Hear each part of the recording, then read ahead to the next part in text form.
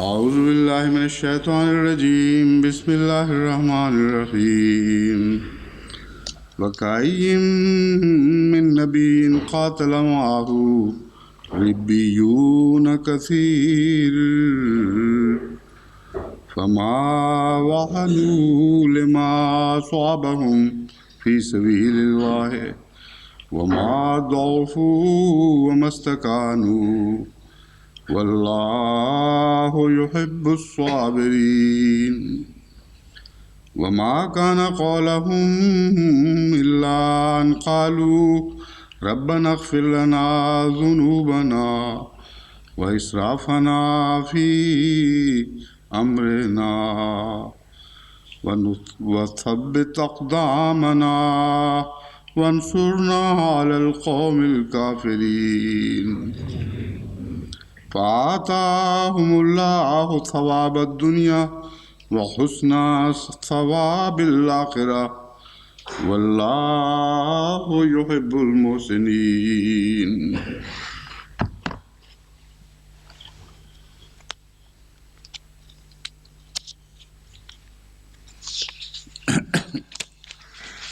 گزشتہ درس میں جو بحثیں اٹھائی گئی تھیں ان سے متعلق کچھ گفتگو نامکمل رہی اور بعض حوالے ایسے تھے جو پڑھنے کے لیے ساتھ رکھے تھے لیکن وقت کی کمی کی وجہ سے نہیں پڑھے جا سکے.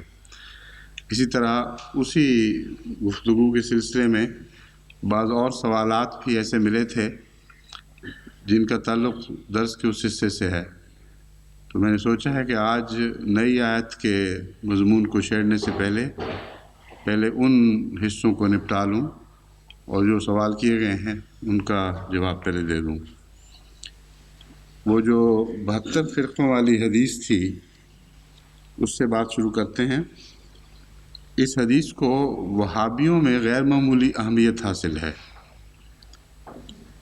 اور جناب الامام محمد بن عبد الوہاب کی کتاب سیرت رسول اللہ صلی اللہ علیہ وآلہ وسلم صفحہ 13-14 پر، اور یہ کتاب قاہرہ سے طبع ہوئی تھی، صفحہ 13-14 پر یہ درج ہے کہ فَهَذِهِ الْمَسْأَلَةُ أَجَلُّ الْمَسَائِلِ، کہ یہ مسئلہ جو 72 فرقوں کا جہنمی ہونا اور ایک فرقے کا جنتی ہونا ہے، یہ اہم ترین مسائل میں سے ہے.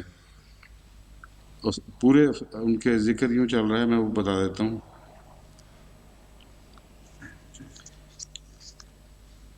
حدیث نبوی تفترق هذه الامة على 73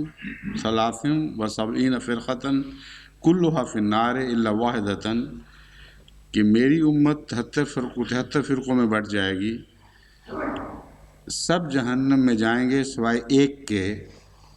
یہ درج کرنے کے بعد عبد الوہاب صاحب فرماتے ہیں فَهَذِهِ الْمَسْأَلَةُ أَجَلُّ الْمَسَائِلِ، کہ یہ مسئلہ اہم ترین بہت اہم مسائل میں سے ہے. فَمَنْ فَهِمَهَا فَهُوَ الْفَقِيهُ، جو اس مضمون کو سمجھ جائے وہ فقیہ ہے. وَمَنْ عَمِلَ بِهَا فَهُوَ الْمُسْلِمُ، اور سچا مسلمان تو وہ ہے جو اس حدیث کی روشنی میں اس پر عمل کر کے دکھائے. ایک میں سے ہو جائے اور 72 میں سے نہ ہو، یہ مراد ہے.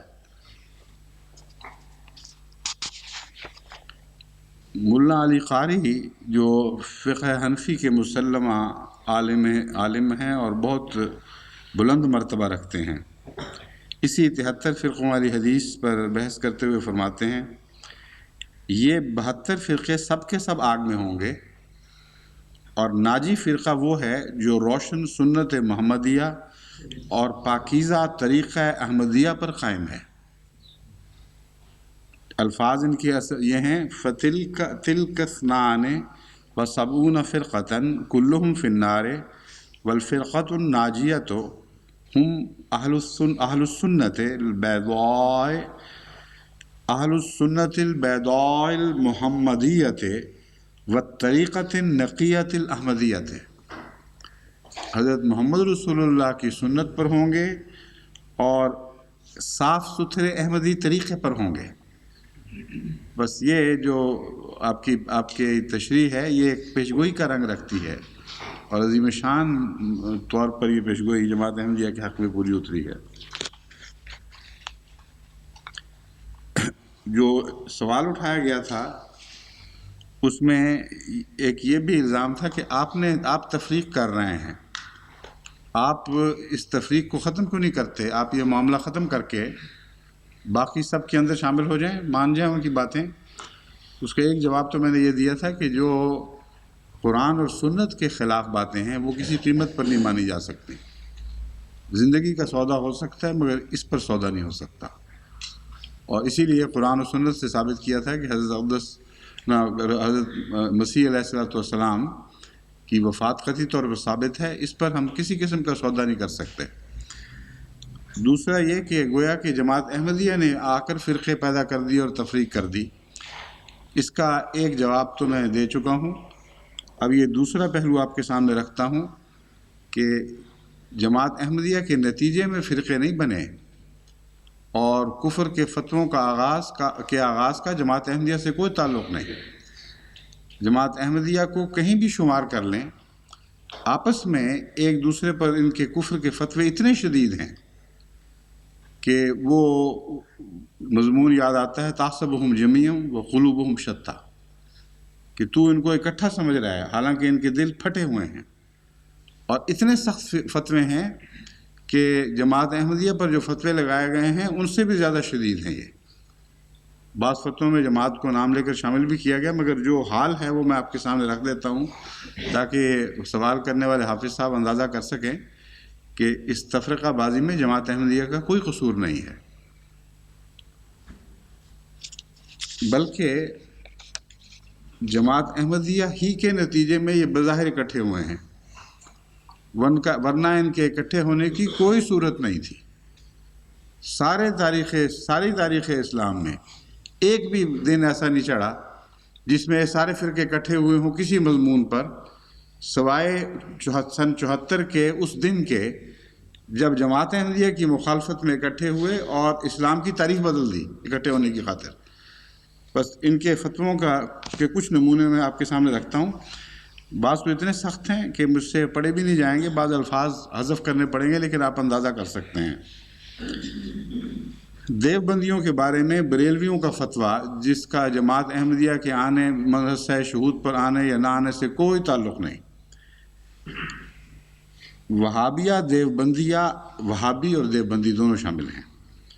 اپنی عبارتوں میں تمام اولیاء، انبیاء، حتیٰ کہ حضرت سید الاولین و آخرین حضرت صلی اللہ علیہ وآلہ وسلم کی اور خاص ذات باری تعالی شانہ کی اہانت و ہتک کرنے کی وجہ سے قطعاً مرتد و کافر ہیں۔ آج کل علماء نے یہ ایک وہاں مہم چلائی ہوئی ہے کہ جماعت احمدیہ کو ہم نے باہر اس لیے نکالا ہے کہ یہ رسول اللہ صلی اللہ علیہ وسلم کی ہتک کرتے ہیں اور دوسرے انبیاء کی ہتک کرتے ہیں، اور آج کل سپریم کورٹ میں جو مقدمہ پیش ہے وہ قانونی نقطۂ نگاہ سے، مذہبی نقطۂ نگاہ سے نہیں، کہ آیا ضیاء الحق صاحب کو آرڈیننس جاری کرنے کا دستور پاکستان کے مطابق حق تھا کہ نہیں۔ اس کے مقدمے کی جو کارروائی شائع ہوئی اس دوران مولویوں کو یہ شبہ پڑا کہ شاید یہ جج احمدیوں کے حق میں نہ فتویٰ دے دیں۔ اس کے نتیجے میں ایک نہایت ہی غلیظ مہم چلائی ہے ان سپریم کورٹ کے ججوں کو دبانے کی خاطر اور مروب کرنے کے لیے۔ نہایت گندی مغلظات ان کے خلاف استعمال کی گئی ہیں، قادیانی نواز اور یہ اور وہ، اور رشوت خور، ہر قسم کے الزامات ان پر لگائے جا رہے ہیں اور اشتہاروں کی صورت میں شائع بھی کیے جا رہے ہیں اور ان تک بھی پہنچائے جا رہے ہیں۔ ان کا یہ حال ہے، جس کے خلاف ذاتی دشمنی پیدا ہو جائے اس کے لیے کوئی دنیا کا اصول باقی نہیں رہتا، کوئی شرافت باقی نہیں رہتی، سخت سے سخت زبان میں اس پر فتوے لگاتے ہیں۔ اور وہی سودا والی بات ہے کہ لانا بے غنچہ میرا قلمدان، جس کے خلاف حجب لکھنی ہو سودا کہا کرتا تھا لانا بے غنچے میرا قلمدان۔ یہ قلمدان منگواتے ہیں لوگوں کی عزتوں کے سر قلم کرنے کے لیے، ان کی شہرتوں کو داغدار کرنے کے لیے، صرف یہ بتانے کے لیے کہ خبردار جو ہم سے ٹکر لی، ہم سے برا کوئی نہیں ہوگا. جیسا بعض عورتیں کہتی ہیں خبردار مجھ سے بڑی کپتی کوئی نہیں ہوگی، بس یہ کپت ظاہر کرتے ہیں. اور وہ جو مہم چلی ہے تازہ سپریم کورٹ کے معزز ججوں کے خلاف، ان کے اشتہارات میرے پاس پہنچے ہیں، آپ دیکھیں تو حیران رہ جائیں گے. کل کے درس میں دکھا بھی دیے جائیں وہاں اس کے نمونے.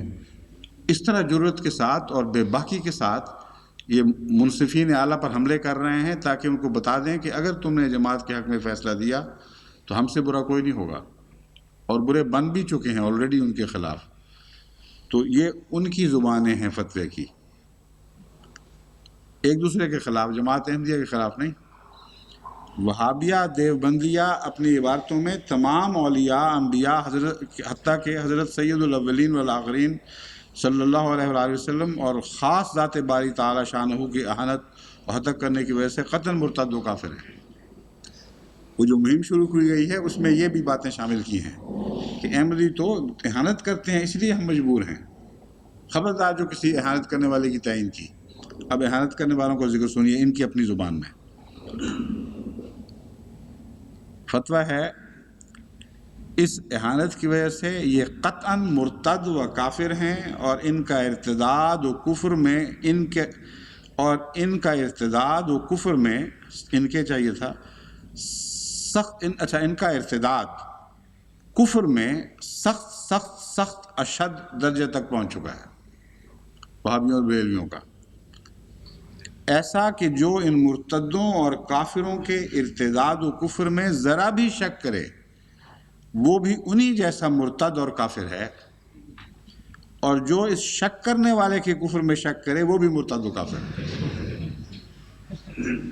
اب بتائیں کہاں جائیں گے یہ مولوی صاحبان؟ مسلمانوں کو چاہیے، یہ فتوے کی سختی دیکھیے ذرا، مسلمانوں کو چاہیے کہ ان سے بالکل ہی محترز مجتنب رہیں. ان کے پیچھے نماز پڑھنے کا تو ذکر ہی کیا، اپنے پیچھے بھی ان کو نماز نہ پڑھنے دیں. اب یہ حج پر جاتے ہیں، وہابیوں کے پیچھے نماز پڑھتے ہیں، ان کے دین کا کیا باقی رہ جاتا ہے؟ نہ اپنی مسجدوں میں گھسنے دیں، نہ ان کا ذبیحہ کھائیں، نہ ان کی شادی غمی میں شریک ہوں، نہ اپنے ہاں ان کو آنے دیں. یہ بیمار ہوں تو عیادت کو نہ جائیں، مریں تو گاڑنے توپنے میں شرکت نہ کریں. مسلمانوں کے قبرستان میں جگہ نہ دیں، غرض ان سے بالکل احتیاط و اجتناب رکھیں. پس وہابیہ دیوبندیہ یہ سخت اشد مرتد و کافر ہیں، ایسے کہ جو ان کو کافر نہ کہے خود کافر ہو جائے گا. اور ایک جو مولویوں کو بڑا شوق ہے طلاق دلوانے کا بیویوں کو، وہ اس طرح گیا تو میں پڑھ کے سنا دیتا ہوں. کہتے ہیں جو ان کافر نہ کہے ان کو خود کافر ہو جائے گا، اس کی عورت اس کے عقد سے باہر ہو جائے گی، اور جو اولاد ہوگی وہ یہ ہوگی، اور از روئے شریعت ترکہ نہ پائے گی. اس اشتہار میں بہت سے علماء کے جو نام دیے گئے ہیں ان میں آپ علماء کے مقام اور مرتبے کا اندازہ کریں. معمولی عام آدمی کی بات نہیں ہے. سید جماعت علی شاہ صاحب، اب ان کی جماعت سارے دنیا میں کئی جگہ پھیلی ہے، ناروے وغیرہ میں بھی ان کے مرید ہیں. ان کے اوپر یہ فتویٰ اطلاق پاتا ہے کہ نہیں پاتا کہ ذرا بھی وہابیوں کے کفر میں شک کریں تو یہ سب خود کافر ہو جائیں گے. اور بنیاد یہ بنائی گئی ہے فتوے کی کہ حضرت اقدس محمد رسول اللہ صلی اللہ علیہ وآلہ وسلم اللہ کی اہانت کرتے ہیں. پھر حامد رضا خان صاحب قادری نوری رضوی کے اس پہ دستخط ہیں، محمد کرم دین بھی کے دستخط ہیں، محمد جمیل احمد بدایونی، عمر النعیمی مفتی شرع، اور ابو محمد دیدار علی مفتی اکبر آباد وغیرہ. کہتے پھر لکھتے ہیں یہ فتوے دینے والے صرف ہندوستان ہی کے علماء نہیں ہیں، بلکہ جب وہابیہ دیوبندیہ کی عبارتیں ترجمہ کر کے بھیجی گئیں تو افغانستان و خیوہ و بخارا و ایران و مصر و روم و شام اور مکہ معظمہ و مدینہ منورہ وغیرہ تمام دیار عرب و کوفہ و بغداد شریف، غرض تمام جہان کے علماء اہل سنت نے بالاتفاق یہی فتویٰ دیا. لکھنے والے ہیں اس کو تعریف کرنے والے ہیں محمد ابراہیم بھاگلپوری، باہتمام شیخ شوکت حسین، مینیجر کے حسن برقی پریس، اشتیاق منزل 63 ہیوٹ روڈ، لکھنؤ۔ سن اشاعت درج نہیں ہے، لیکن یہ وہاں مطبع کی طباعت ہے۔ بہت سارے بے شمار فتووں میں سے میں ایک دو نمونے صرف رکھ رہا ہوں، کیونکہ اصل موضوع تو فتوے پیش کرنا نہیں ہے، یہ بتانا ہے کہ یہ مولوی ہیں کس قسم کی لوگ، کس قسم کی مخلوق ہیں، اپنی مرضی کے خلاف خدا کی خاطر نہیں بلکہ اپنی انا کی خاطر لڑتے ہیں، اور وہ سارے فتوے جو ایک دوسرے کے خلاف دے چکے تھے ان کے ہوتے ہوئے پھر 72 میں اکٹھے ہو گئے۔ یہ ہے اصل قصہ جو آپ کے ذہن نشین کرنا چاہتا ہوں۔ دیوبندی عالم بریلویوں کو جناب مولوی سید حسین احمد صاحب مدنی، سابق مدرس، صدر مدرس دارالعلوم دیوبند، بہت بڑے مرتبے کے دیوبندی عالم ہیں جن کی بات کے انکار کی کسی دیوبندی میں جرت نہیں ہے۔ فرماتے ہیں یہ سب تکفیریں جو میں نے پڑھ کے سنا دی ہیں نا، یہ سب تکفیریں اور لعنتیں بریلوی اور اس کے اتباع کی طرف لوٹ کر قبر میں ان کے واسطے عذاب اور بوقت خاتمہ ان کے موجب خروج ایمان و ازالہ تصدیق و ایقان ہوں گی۔ کہتے ہیں باقیوں نے تو شاید توبہ کی گنجائش رکھی ہوئی تھی نا، کہ خطے سن لیں گے شاید ڈر جائیں اور توبہ کر لیں، انہوں نے توبہ کا امکان ہی باقی نہیں رہنے دیا۔ کہتے ہیں بیٹھے رہے آرام سے، جب جان نکلنے لگے گی نا تو ساتھ ہی ایمان بھی نکل جائے گا، جو کچھ ایمان کا رہا سا ہے وہ سب خارج ہو جائے گا آخری سانس کے ساتھ، اور تب ان کو پتہ لگے گا کہ ہمارے ہاتھ تو کچھ بھی نہ رہا۔ کہتے ہیں اس وقت خروج ایمان و ازالہ تصدیق و ایقان ہوں گی کہ ملائکہ حضور علیہ السلام سے کہیں گے، اس وقت فرشتے کہیں گے رسول اللہ صلی اللہ علیہ وسلم سے، انکا لا تدری ما احدثوا بعدک، کہ اے اللہ کے رسول تجھے کیا پتا کہ تیرے بعد یہ کیا کرتے رہے، تجھے علم نہیں۔ رسول مقبول صلی اللہ علیہ وسلم دجال بریلوی اور ان اتباع کو سخن کہ فرما کر حوض مورود و شفاعت محمود سے کتوں سے بدتر کر کے دھتکار دیں گے۔ وہاں پہنچیں گے ضرور۔ یہ عجیب تصور ہے ان کا جنت جہنم اور حساب کتاب کا، کہ ان حالتوں میں تک پہنچنے کے باوجود بددیانت، بے ایمان، سب کچھ ایمان زائل ہو گیا، لیکن حوض مورود تک پہنچیں گے ضرور۔ اس وقت رسول اللہ صلی اللہ علیہ وسلم جس طرح یہ مولوی کتوں کو دھتکارتے ہیں نا، روٹی کھانے آ جاتا ہے تو کہتے ہیں تت تت تت، کہتے ہیں اس طرح وہ رسول اللہ صلی اللہ علیہ وسلم نعوذ باللہ من ذالک حضور کے وقار اور مرتبہ کو دیکھیں کہ ان کو کہیں گے چھت چھت چھت، خبردار قریب نہ ہو، ان سے بدتر کر کے دھتکار دیں گے اور سوکھن کہیں گے ہلاکت ہو تم پر، لعنت ہو۔ امت مرحومہ کے اجر و ثواب و منازل و نعیم سے محروم کیے جائیں گے۔ رجوم المذنبین علی رؤوس الشیاطین المشہور با شہاب الثاقب علی مسترق الکاذب، مؤلفہ مولوی سید حسین احمد صاحب مدنی، ناشر کتب خانہ اعزازیہ دیوبند، ضلع سہارنپور۔ شیعوں کے متعلق عامة المسلمین ان لرزہ خیز الفاظ میں متنبع کیا جاتا ہے۔ بالجملہ ان رافضیوں تبرائیوں کے باب میں حکم یقینی قطعی اجماعی یہ ہے۔ اب اجماع بھی دیکھ لیں، میں نے کہا تھا کہ ہر فرقے کے خلاف دوسرے فرقوں کا اجماع بنتا ہی چلا جاتا ہے۔ ظاہر بات ہے ایک کو چھوڑ کر جب باقی اکٹھے ہوں گے تو ایک اجماع قسم کا بن جائے گا۔ اس کا ناجائز استعمال کر رہے ہیں۔ جو اسلام میں اجماع مراد ہے، جو اصول شریعت میں بیان ہے، وہ بالکل اور چیز ہے۔ کہتے ہیں غرض کے بہرحال یہ لکھتے ہیں، حکم یقینی قطعی اجماعی یہ ہے کہ وہ علی الامور کفار مرتدین ہیں، ان کے ہاتھ کا ذبیحہ مردار ہے، ان کے ساتھ مناکحت نہ صرف حرام بلکہ خالص وہ چیز ہے۔ معاذ اللہ مرد رافضی اور عورت مسلمان ہو تو یہ سخت قہر الہی ہے۔ اگر مرد سنی اور عورت ان خبیثوں کی ہو جب بھی نکاح ہرگز نہ ہوگا، محض یہ ہوگا اور اولاد یہ ہوگی، باپ کا ترکہ نہ پائے گی، اگرچہ اولاد بھی سنی ہی ہو، کہ شرعاً اس قسم کے ناجائز میل جول کی اولاد کا کوئی باپ نہیں ہوتا،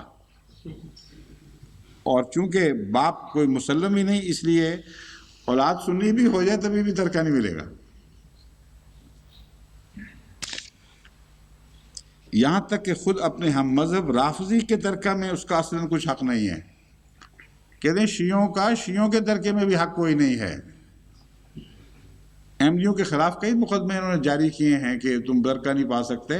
اب یہ دیکھیں کہ یہ اپنا دین یہ ہے، مگر ان سب باتوں سے ہاتھ اٹھا بیٹھے ہیں، اس لیے کہ ایک تھیلے میں چلے گئے جو 72 کا تھیلا ہے۔ گفتگو 72 کی ہو رہی ہے۔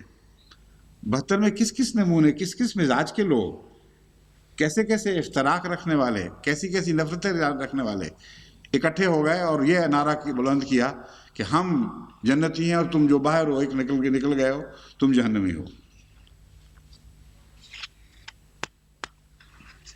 کہتے ہیں رافضی اپنے کسی قریب حتیٰ کہ باپ بیٹے، ماں بیٹی کا بھی ترکہ نہیں پا سکتا۔ سنی تو سنی کسی مسلمان بلکہ کسی کافر کے بھی، یہاں تک کہ خود اپنے ہم مذہب رافضی کے ترکے میں اس کا اصلاً کچھ حق نہیں۔ ان کے مرد، عورت، عالم، جاہل، کسی سے میل جول، سلام کلام، سخت کبیرہ اشد حرام، جو ان کے ملعون عقیدوں پر آگاہ ہو کر بھی انہیں مسلمان جانے یا ان کے کافر ہونے میں شک کرے، با اجماع تمام ائمہ دین خود کافر بے دین ہے۔ یہ جو آپ کو کافر بنانے والے یہ لوگ ہیں، اطمینان کی سانس لیں۔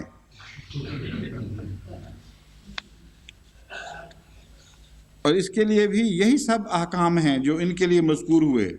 مسلمان پر فرض ہے کہ اس فتویٰ کو بگوش ہوش سنیں اور اس پر عمل کر کے سچے پکے سنی بنے۔ فتویٰ مولانا شاہ مصطفیٰ رضا خان بحوالہ رسالہ رد الرفضہ، صفحہ 23، شائع کردہ نوری کتب خانہ بازار، داتا صاحب، لاہور، پاکستان، مطبوعہ گلزار عالم پریس، بیرون بھاٹی گیٹ، لاہور، 1320 ہجری۔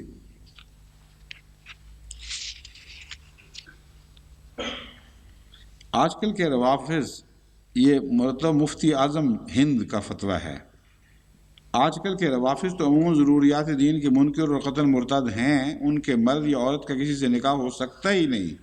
ایسے ہی وہابی، قادیانی، دیوبندی، نیچری، چکڑالوی جملہ مرتدین ہیں، سب سے چھٹی ہوئی۔ ان کے مرد یا عورت کا تمام جہان میں جس سے نکاح ہوگا، مسلم ہو یا کافر، اصلی یا مرتد، انسان ہو یا حیوان۔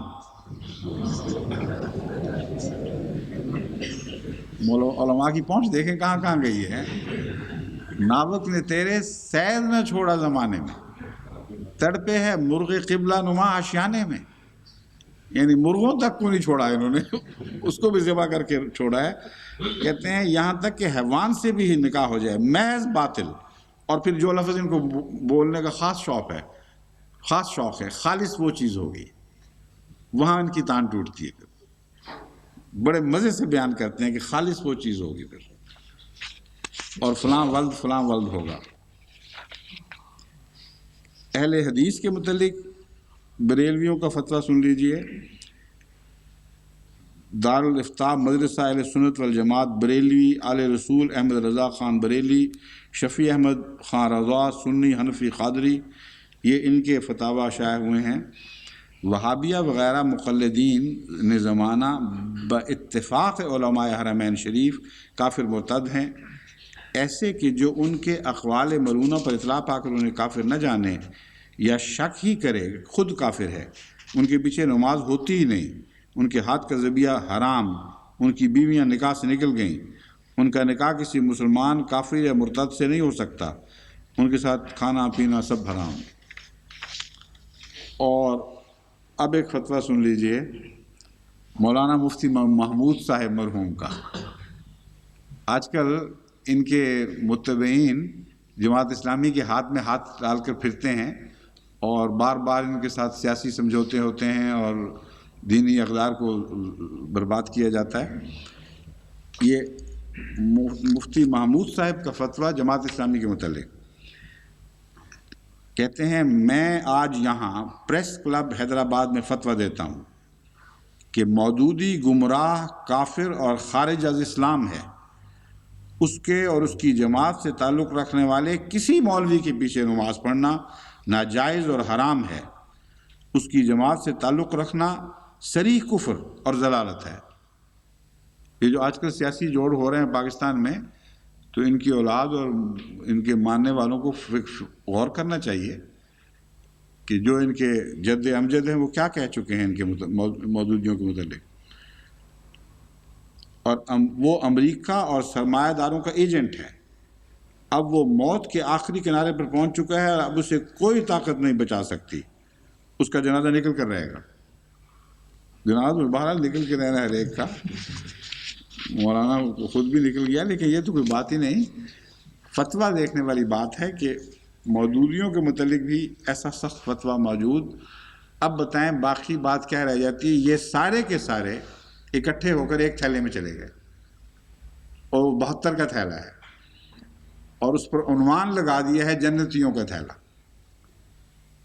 اور اندر بیٹھے ایک دوسرے کو لانتی بھی کہے جا رہے ہیں، جہنمی بھی کہے جا رہے ہیں. کہتے ہیں تمہیں قیامت کے دن پتہ چلے گا، کتوں سے بدتر کر کے تمہیں مردود کر کے دھتکارا جائے گا، اور یہ سارے جنتی بنے ہوئے. کوئی انصاف، کوئی تقویٰ، کوئی حیا کچھ باقی ہے؟ کیسے ان شوریدہ سروں کو اور اتنی منافقت کرنے والوں کو مسلم قرار دیا جا سکتا ہے اور ایک مہر ان پر لگ سکتی ہے؟ یہ فیصلہ آپس میں کریں، ہمیں تو اس سے بحث کوئی نہیں. ہم تو اطمینان سے اس تھیلے سے باہر بیٹھے ہوئے ہیں الحمدللہ. فتویٰ مگر محمد رسول اللہ کا لگے گا. یہ لاکھ بولتے رہیں، کروڑ باتیں کریں، فتویٰ وہی ہے جو میرے آقا و مولا حضرت اقدس محمد رسول اللہ کا ہے کہ ایک جنتی ہے اور باقی ناری ہے. کوئی دنیا کی طاقت اس فتوے کو بدلا نہیں سکتی. اب ایک اعتراض آیا ہے وفات مسیح کے مضمون میں، جو میں نے قد خلت من قبل رسول سے استنباط کیے تھے. اس پر مبشر احمد صاحب کالوں نے یہ مطلع کیا ہے کہ بعض علماء الرسل کو استغراق کا میں الف لام کو استغراق کا الف لام نہیں مانتے، اور یہ کہتے ہیں کہ الرسل سے مراد سب رسول نہیں ہیں بلکہ بعض. اور حالانکہ اگر بعض مراد ہوتی تو قد خلت من قبل ہی رسول چاہیے تھا، رسول گزرے ہیں. لیکن بہرحال وہ ضد کرتے ہیں کہ نہیں، الرسل میں تمام رسول شامل نہیں ہیں، یعنی حضرت عیسیٰ کسی طرح اس گروہ سے نکل جائیں. اور ساتھ ہی انہوں نے حوالہ دیا ہے حضرت اقدس مسیح موعود علیہ السلام کا کہ آپ کے زمانے میں بھی یہ گفتگو اٹھی تھی، تو آپ نے اس پر سیر حاصل بحث فرمائی ہے. براہین احمدیہ حصہ پنجم، حاشیہ 203، حاشیہ صفحہ 203، اور ازالہ اوہام صفحہ 894 تا 896 میں یہ بحث درج ہے. اس سلسلے میں کچھ مزید وضاحت میں کرنا چاہتا ہوں. بات یہ ہے کہ اس آیت کا جو واضح کھلا مفہوم سب کو معلوم ہونا چاہیے یہ ہے کہ فرمایا گیا ہے حضرت رسول اکرم صلی اللہ علیہ وسلم کے متعلق کہ محمد ایک رسول ہے، اس سے بڑھ کر نہیں. قد خلت من قبل رسل، اس سے پہلے تمام رسول گزر چکے ہیں. یہ جو پہلا حصہ آیت کا یہ ہے بنیادی. اس کے بعد کی تشریح ہے پھر کہ خلا کی کیا تشریح ہے. سوال یہ ہے کہ اس خلا سے حضرت عیسیٰ کو کیسے بچایا جائے، یہ بحث اٹھی ہوئی ہے. مولوی کہتے ہیں کہ تمام رسول بے شک خلا ہو چکا ہو، تمام رسولوں کا، عیسیٰ کا خلا ہم نے نہیں ماننا. بس وہ یہ کہتے ہیں کہ اگر ایک بھی رسول ایسا ہو جس کا خلا ہوا ہو تو یہ دلیل پھر بھی قائم رہتی ہے. گویا کہ ان کے نزدیک دلیل یہ نہیں بنتی کہ چونکہ پہلے تمام رسول گزر چکے ہیں، سب کا خلا ہوا ہے، اس لیے حضرت اقدس محمد مصطفیٰ کے متعلق اللہ فرماتا ہے محمد کا بھی ہو جائے تو تمہیں کیا اعتراض کا حق ہے. یہ تو ایک معقول دلیل ہے. کہتے ہیں یہ نہیں، دلیل یہ دی جا رہی ہے کہ اگر ایک رسول کا بھی خلا ہو چکا ہے پہلے تو پھر محمد کا کیوں نہ ہو. یہ عیسیٰ پر دلیل نہیں لگتی، صرف رسول اللہ علیہ وسلم پر لگتی ہے. اب بحث یہ ہے کہ کیا واقعتاً تمام علماء اس خلاق سے عیسیٰ کو نکال رہے ہیں کہ نہیں. اول بات تو یہ کہ اکثر بھاری اکثریت علماء کی اور طرح بحثیں کرتے ہیں مگر خلا میں عیسیٰ کو شامل سمجھتے ہیں. اتنی تھوڑی سی عقل ان میں ہے کہ الرسل کا محاورہ تمام رسولوں کو لپیٹ میں لیے ہوئے ہے، اس سے عیسیٰ نکل نہیں سکتے. طرز بیان بتا رہی ہے، طرز بیان بالکل صاف یہ ہے کہ دیکھو محمد رسول اللہ ایک رسول تھے، ان پر رسولوں کی تقدیر ہی تو چلنی تھی، یہ ہے طرز بیان. اور اگر رسولوں کی تقدیر یہ ہو کہ کچھ کا خلا ہوا اور کچھ کا نہ ہوا، تو پھر جن کا نہ ہوا ان کا ذکر کیے بغیر صرف خلا کا ذکر کر دینا تقویٰ ان سچائی کے خلاف ہے. خدا کی طرف کیسے ایسا بودھا کلام منسوب ہو سکتا ہے؟ اگر کہا جائے کہ ایک زید آخر انسان ہی تو ہے، اور پھر کہا جائے انسان غلطی کرتا ہے، تو بعض غلطی نہ کرنے والے الگ رکھ دیے جائیں تو یہ زید سے ناانصافی ہوگی. اگر ایسے بھی انسان ہوں جو غلطی نہ کرتے ہوں، اور یہ کہنے کے بعد کہ زید آخر انسان ہے، انسان غلطی کرتا ہے، انسان سے مراد سب انسان نہ لیے جائیں بلکہ بعض جو غلطی نہیں کرتے ان کا مضمون الگ رکھ دیا جائے اور صرف غلطی کرنے والوں کی وجہ سے زید کو غلطی خوردہ قرار دیا جائے تو یہ ظلم ہے. عیسیٰ کو بچانے کے لیے اللہ کی طرف ظلم منسوب کر رہے ہیں، اور وہ بھی محمد رسول اللہ پر. کیسی ناقص دلیل خدا نے دی نعوذ باللہ کہ محمد تو رسول ہی ہے نا، ان سے وہی کچھ ہونا تھا نا جو رسولوں سے ہوتا ہے، اور سب رسولوں کا خلا نہیں ہوا، بعض کا نہیں ہوا. اور وہ الگ باندھ کے رکھا ہے جو مال اچھا ہے، وہ جو خلا سے باہر ہیں ان کو الگ لپیٹ کے رکھ لیا عیسیٰ علیہ السلام کو، اور باقی سب میں رسول اللہ صلی اللہ علیہ وسلم کو شامل کر دیا. کیسی جاہلانہ اور تقویٰ سے خالی بات کرتے ہیں. لیکن یہ بات چل نہیں سکتی. یہ بحث اٹھاتے ہیں کہ دراصل موت اور زندگی کی بحث تو ضمنی ہے، اصل بحث یہ ہے کہ ارتداد کا حق ہے کہ نہیں. اور آیت کا منطوق یہ ہے کہ اگر ایک بھی نبی کا خلا ہو چکا ہو تو محمد رسول اللہ کا خلا ہو گیا تو اس لیے تمہیں ارتداد کا حق نہیں ہے. یہ آیت کریمہ جب حضرت ابو بکر صدیق رضی اللہ تعالیٰ عنہ نے پڑھی تو اس وقت صحابہ کو یہ معنی کیوں نہ سمجھ آئے جو آج مولویوں کو سمجھ آ رہے ہیں. اہل زبان جو تقویٰ میں محمد رسول اللہ کے بعد سب دنیا میں سر فہرست تھے، ان صحابہ کو کیوں خیال نہیں آیا کہ اے ابو بکر تم کیا استدلال کر رہے ہو؟ یہاں تو ارتداد کی بحث نہیں ہے، نہ ارتداد کی بحث ہے، صرف موت کی بحث ہی کوئی نہیں. اور اگر سب رسول نہ مرے ہوتے ان کے نزدیک، اگر تمام رسولوں کا خلا نہ ہوا ہوتا تو اٹھتے ان میں سے آوازیں اٹھتی ہیں اور کہتے کہ ابو بکر کیا استدلال کرتے، الرسل کو تم نے خام خواہ استغراق کا الف لام بنا کر الرسل کے معنی غلط کر لیے ہیں. دیکھو بہت سے رسول ہیں جن کا خلا نہیں ہوا، بس محمد رسول اللہ کا کیوں ہو؟ ان کی دلیل یہ تھی کہ اگر ایک بھی رسول خلا سے بچ گیا ہو تو محمد رسول اللہ کا حق ہے کہ وہ بچے. اور ان غیر احمدی مولویوں کی دلیل یہ ہے کہ اگر ایک بھی رسول خلا سے بچ گیا ہو تو عیسیٰ کا حق ہے کہ بچے، محمد رسول اللہ کا حق نہیں ہے. اور دیکھ لیں کون سا دین رسول اللہ علیہ وسلم کے عشق اور اطاعت اور محبت اور اخلاص اور تقویٰ کا دین ہے، اور کون سا دین ہے جس کا رسول اللہ علیہ وسلم کے دین سے کوئی تعلق نہیں ہے. لیکن جو مرضی کر لیں بچا پھر بھی نہیں سکتے. اب ان کا ترجمہ میں آپ کے سامنے رکھتا ہوں، وہی ترجمہ آپ یاد رکھ لیجئے. ترجمہ ان کی روح سے یہ بنے گا کہ محمد صرف ایک رسول ہی تو ہیں، اور ان سے پہلے اگر ایک رسول بھی خلا کر گیا ہو تو اس کا خلا بھی ضرور ہونا ہی تھا. یہ ترجمہ بنتا ہے نا. پھر اب دوسری آیت سن لیجئے. مل مسیح ابن مریم الا رسول قد خلت من قبلہ الرسل، کہ عیسیٰ بھی ایک رسول ہی تو ہیں. اگر عیسیٰ سے پہلے ایک نبی کا بھی خلا ہو گیا، ایک رسول کا بھی خلا ہو گیا تو اس کا ہونا ہی ہونا تھا. انہی کے ترجمے سے عیسیٰ مارا گیا. بس میں نے جو مثال دی تھی وہ ڈرافٹ کی گیٹیوں والی بالکل ٹھیک بیٹھتی ہے. اس کو ادھر ہلائیں تو ادھر سے یہ آیت مار دے گی, ادھر ہلائیں تو دوسری آیت مار دے گی. ان دو آیتوں کی تلوار کے نیچے ایسی سخت زد پڑ رہی ہے عیسیٰ علیہ السلام کی زندگی کے عقیدے پر کہ جو بچانے والا ہے وہ بھی مارا جائے گا.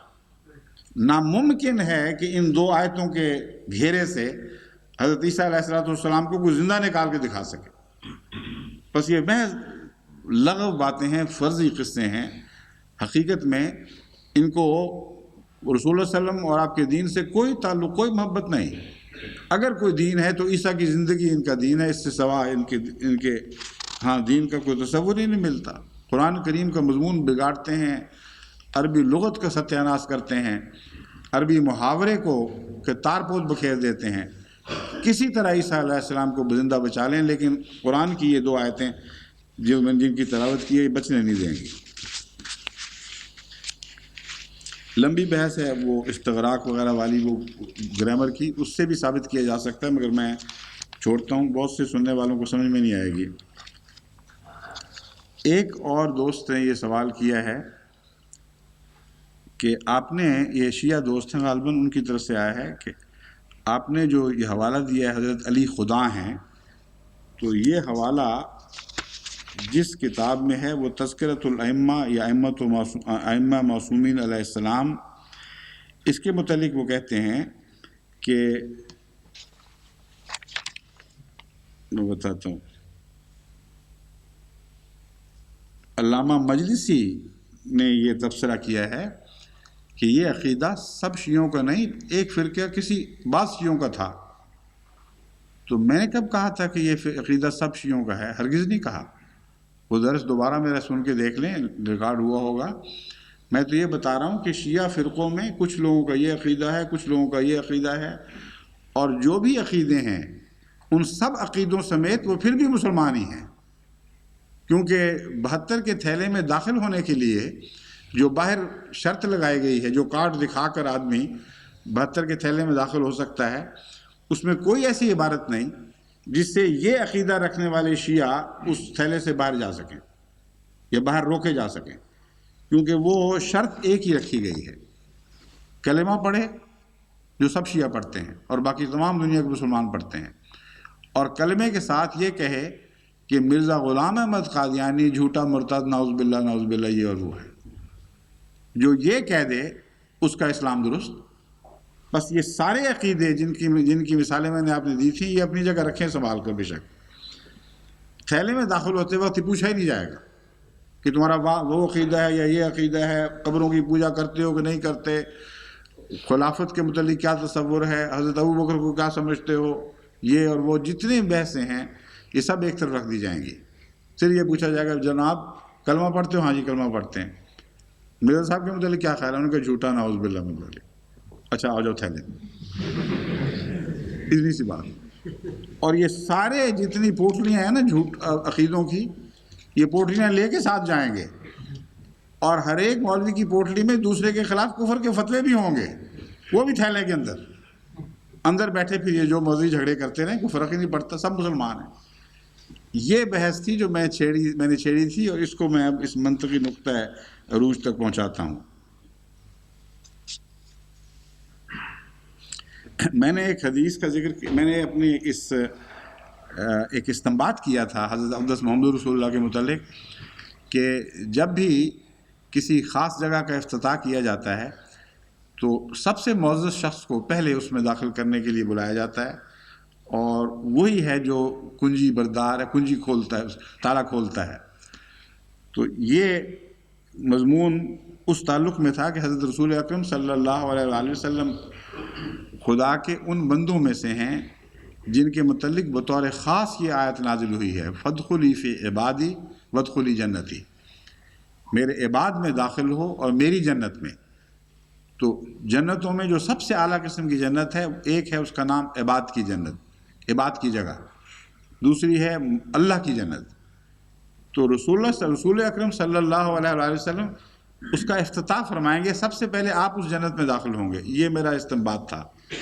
مرزا انس احمد صاحب نے اس کی تائید میں ایک جامع ترمذی ابواب المناقب کی ایک حدیث بھیجی ہے، باب ما جاء فی فضل النبی صلی اللہ علیہ وسلم.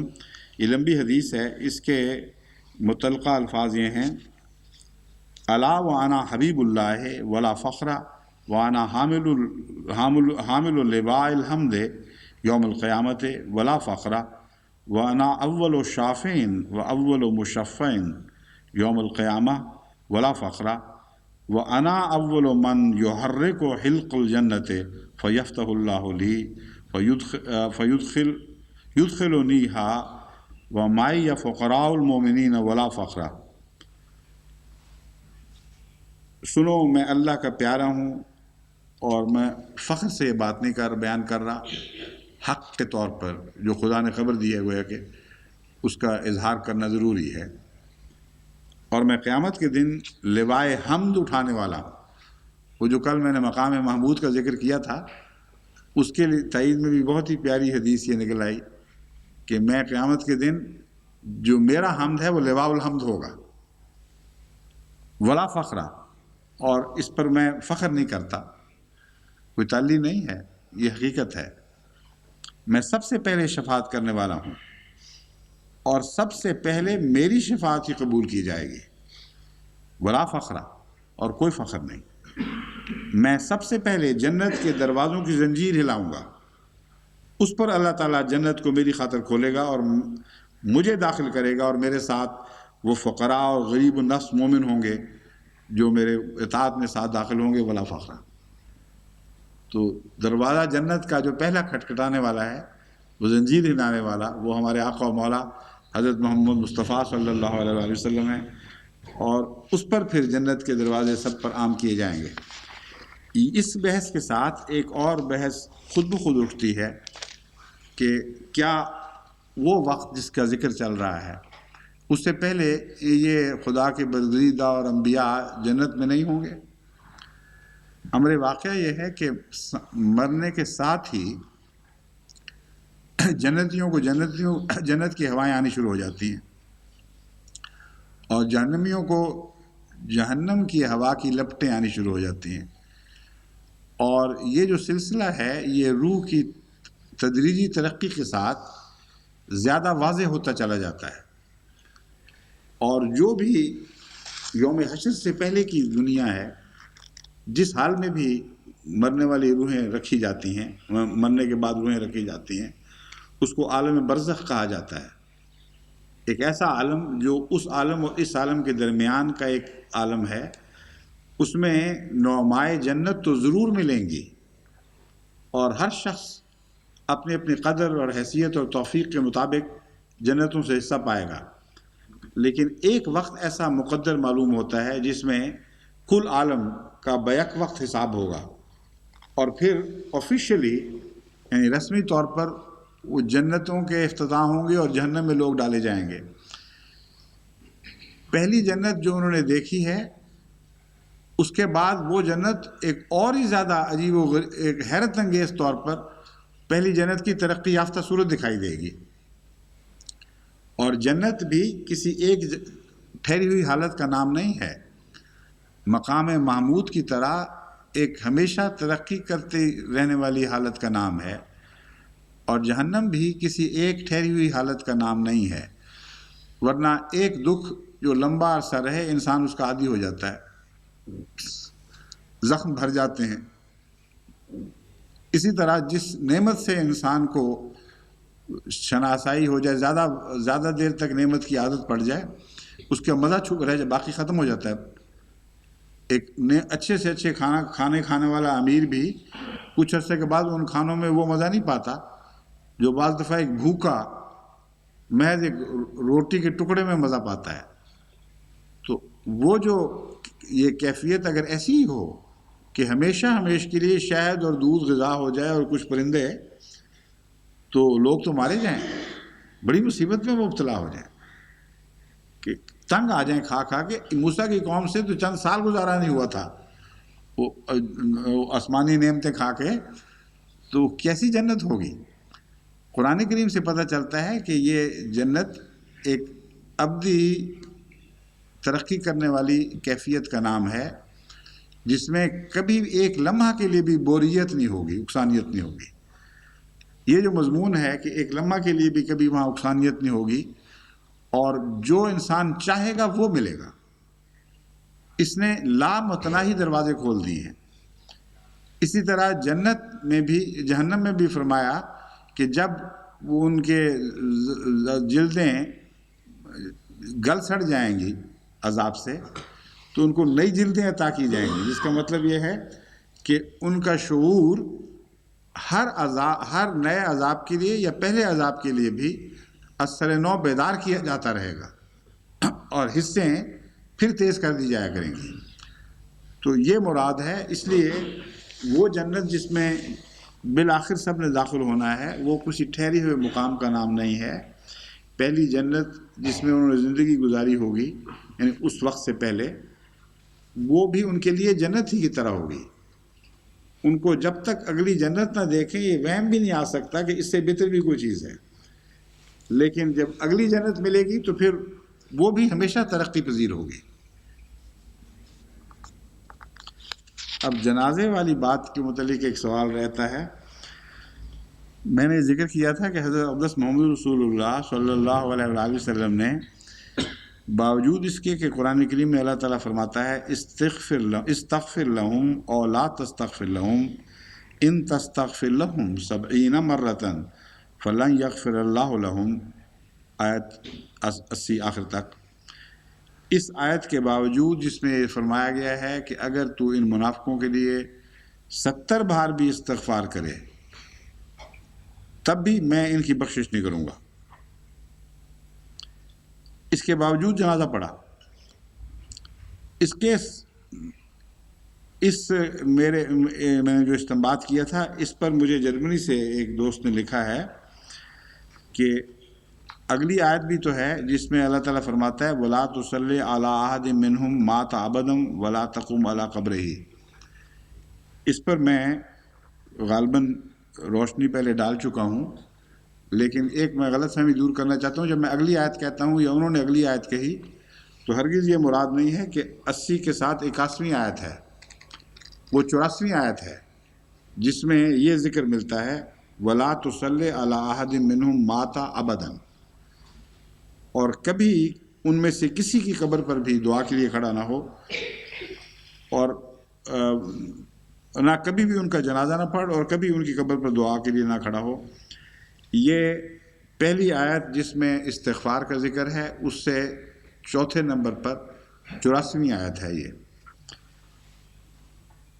اب سوال یہ پیدا ہوتا ہے کہ ان کے ذہن میں تو بجا خیال گزرا ہوگا کہ جڑی ہوئی آیتیں چل رہی ہیں، ہو سکتا ہے اکٹھی نازل ہو گئی ہوں، اور جب اکٹھی نازل ہو گئی تو پھر رسول اللہ صلی اللہ علیہ وسلم کے لیے گنجائش کوئی نہیں تھی جنازہ پڑھنے کی۔ میں نے جواب دیا تھا کہ اکٹھی نازل نہیں ہوئی، پہلی آیت نازل ہونے کے بعد انقطاع رہا ہے تھوڑا سا، جب حضور اکرم صلی اللہ علیہ وآلہ وسلم نے جنازہ پڑھ لیا اور پھر قبر پر گئے ہیں دعا کرنے کے لیے، اس وقت یہ آیت نازل ہوئی ہے۔ تو سوال یہ ہے کہ خدا تعالیٰ عالم الغیب تھا، اس کو پتہ تھا جنازے سے روکنا تھا، تو پہلے کیوں نہ ساتھ نازل کر دی؟ یہ سارا یہ سلسلہ شروع کرنے کا مقصد کیا تھا؟ اس پہلو پر میں روشنی ڈالنا چاہتا ہوں۔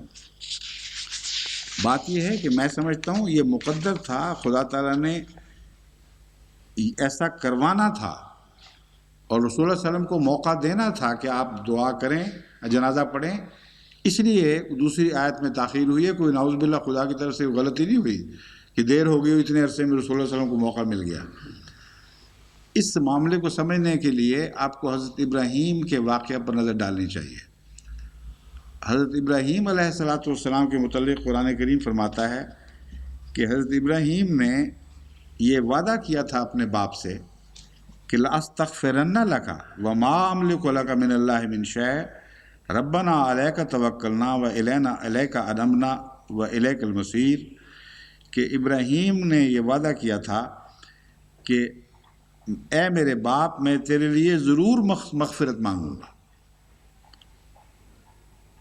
باوجود اس کے کہ اللہ پر میرا کوئی اختیار نہیں ہے، وہ مالک ہے، چاہے تو مانے چاہے تو نہ مانے، مگر میں تجھ سے وعدہ کرتا ہوں کہ میں ضرور مغفرت کی دعا مانگوں گا۔ ربنا علیک توکلنا و الیک انبنا و الیک المصیر، اے ہمارے رب، ہمارا تجھ پر ہی توکل ہے اور تیری طرف ہی ہم جھکتے ہیں اور لوٹتے ہیں، اور تیری طرف ہی بالآخر لوٹ کر آنا ہے۔ اس کے نتیجے میں اس وعدے کو پورا کرنے کے خدا تعالیٰ نے موقع دیا۔ چنانچہ قرآن کریم فرماتا ہے حضرت ابراہیم نے یہ دعا کی، وَاغْفِرْ لِأَبِي إِنَّهُ كَانَ مِنَ الضَّالِّينَ وَلَا تُخْزِنِي يَوْمَ يُبْعَثُونَ، کہ اے میرے رب مجھے بخش دے، إِنَّهُ كَانَ مِنَ الضَّالِّينَ، میں جانتا ہوں کہ وہ گمراہوں میں سے تھا، اسے بخش دے۔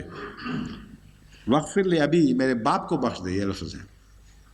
إِنَّهُ كَانَ مِنَ الضَّالِّينَ، مجھے علم میں ہے وہ گمراہ تھا، مگر تجھ سے مغفرت طلب کرنا تو کوئی گناہ نہیں، میں مغفرت کی دعا مانگتا ہوں۔ وَلَا تُخْزِنِي يَوْمَ يُبْعَثُونَ، اور اس دعا میں گہرا درد پیدا کرنے کے لیے کیسا عمدہ نقطہ بیان فرمایا۔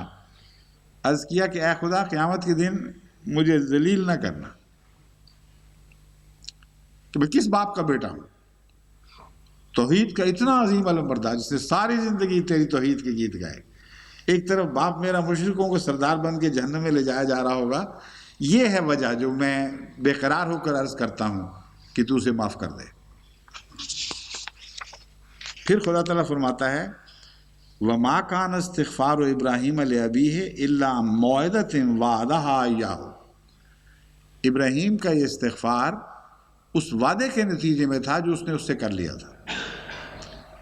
پس خدا تعالیٰ اپنے بعض پیاروں کے وعدوں کا احترام کرتا ہے، ان کی لاج رکھتا ہے، بعض پیاروں کی نیک تمناؤں کی لاج رکھتا ہے، اور حضرت محمد رسول اللہ صلی اللہ علیہ وآلہ وسلم نے ضرور دل میں یہ نیت باندھی ہوگی کہ یہ جتنا مرضی ظلم کرے میں نے تو اس کے لیے ضرور بخشش کی دعا کرنی ہے۔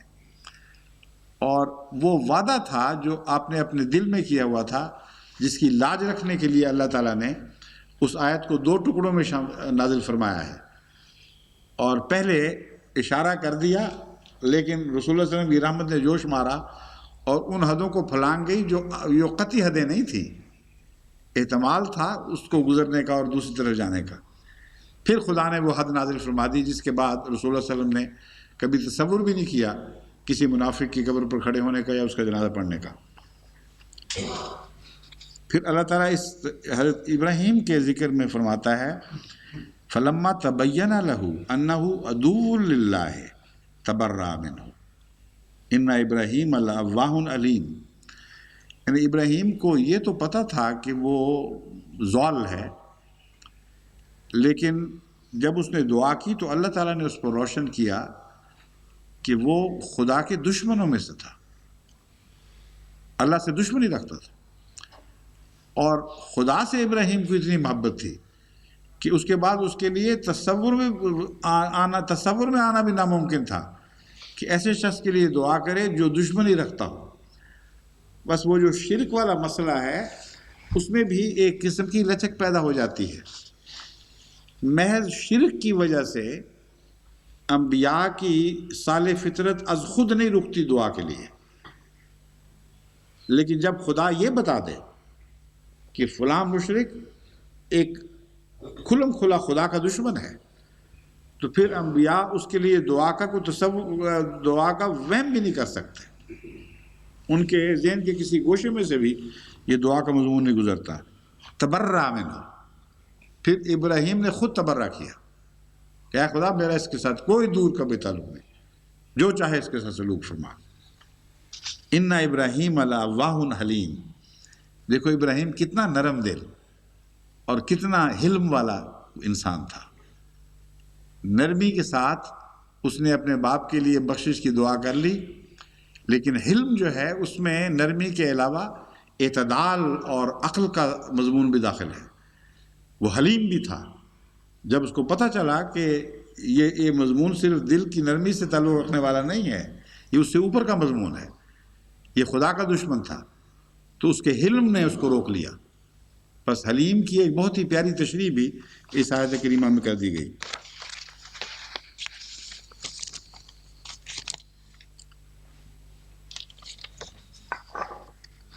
ہاں ایک سوال گزشتہ درس سے متعلق ہی ہے، یہ آج تو ساری مجلسی سوال جواب کی بن رہی ہے.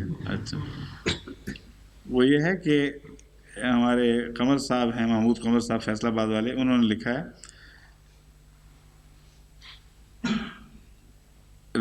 آپ نے درس سے ایک روز پہلے بیان کیا تھا کہ رسول کے لیے لازم ہے کہ وہ بشر ہو، کیونکہ ہر رسول کا بشر ہونا لازم ہے. اس سلسلے میں میرا سوال یہ ہے کہ سورہ الحج کی آیت 76 میں اللہ تعالیٰ فرماتا ہے اللہ یستفی من الملائکۃ رسلا ومن الناس ان اللہ سمیع بصیر، کہ اللہ ملائکہ میں سے بھی اور انسانوں میں سے بھی رسول چنتا ہے. ان اللہ سمیع بصیر، یقیناً اللہ تعالیٰ بہت سننے والا اور بہت دیکھنے والا ہے. تو یہ آیت تو اس تصور کو جھٹلاتی ہے کہ رسول کا بشر ہونا ضروری ہے. اصل بات یہ ہے کہ رسول ایک اصطلاح ہے، اور رسول کا معنی پیغام بر بھی ہے. جہاں خدا تعالیٰ نے فرشتوں کا رسول ہونے کا ذکر فرمایا ہے، وہاں محض ایک ایلچی، ایک پیغام بر کے طور پر ذکر فرمایا ہے، پیغمبر کے طور پر نہیں. اور جہاں اصطلاح ہے، وہاں رسول اور نبی دونوں باہم منطبق ہو جاتے ہیں. پس کہیں آپ کو فرشتوں کے لیے نبی کا لفظ نہیں ملے گا. رسول کا لفظ وسیع المعانی ہے، ان معنوں میں کہ رسول کا مطلب ہے ایلچی، پیغام دینے والا. ان معنوں میں فرشتے بھی خدا کے رسول بن جاتے ہیں. مگر جب اصطلاح رسول کی استعمال ہو تو وہ نبی کے اوپر اطلاق پاتی ہے، اور نبی اور رسول دونوں مل کر بشریت کے معنی دیتے ہیں. چنانچہ قرآن کریم ہم جو دعا کرتے ہیں، قرآن کریم نے جو مومنوں کی یہ پکار محفوظ فرمائی ہے، کل آمن باللہ وملائکتہ وکتبہ ورسلہ لا نفرق بین احد من رسلہ وقالوا سمعنا واطعنا غفرانک ربنا والیک المصیر.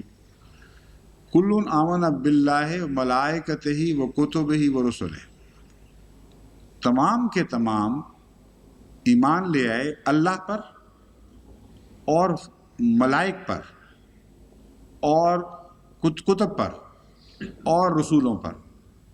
اگر رسول اور ملائک، وہ رسول جو اصطلاح ہے، دونوں ایک دوسرے پر انطباق پاتے تھے، تو پھر یہ کیسے ممکن تھا کہ فرشتوں کا الگ ذکر فرمایا جائے ایمانیات میں اور رسولوں کا الگ ذکر فرمایا جائے؟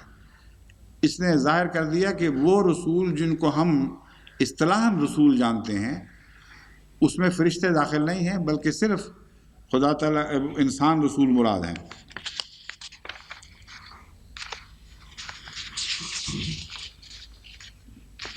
چنانچہ اسی مضمون کو کھولتے ہوئے اللہ تعالیٰ فرماتا ہے قرآن کریم میں وَلَوْ جَعَلْنَاهُ مَلَكًا لَجَعَلْنَاهُ رَجُلًا وَلَلَبَسْنَا عَلَيْهِمْ مَا يَلْبِسُونَ، کہ اگر ہم نے محمد رسول اللہ کو فرشتہ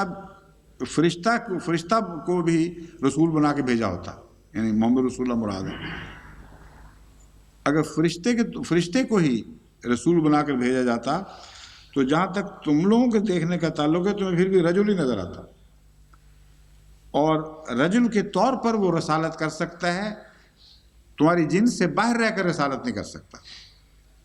بس وہ رسول جسے ہم ایک خدا کی طرف سے پیغمبر مانتے اور جو ہمارے اندر زندگی بسر کرتا ہے، پیغام دیتا ہے اور پھر اس کے نتیجے میں دکھ اٹھاتا ہے، وہ رسول فرشتہ نہیں ہوا کرتا، وہ صرف بشری ہوا کرتا ہے. پھر یہ جو آیت انہوں نے پڑھی ہے، جس آیت کا حوالہ دیا ہے، اس آیت کے ساتھ ہی اگر یہ پورا مضمون پڑھتے تو اس میں اس کا جواب موجود تھا.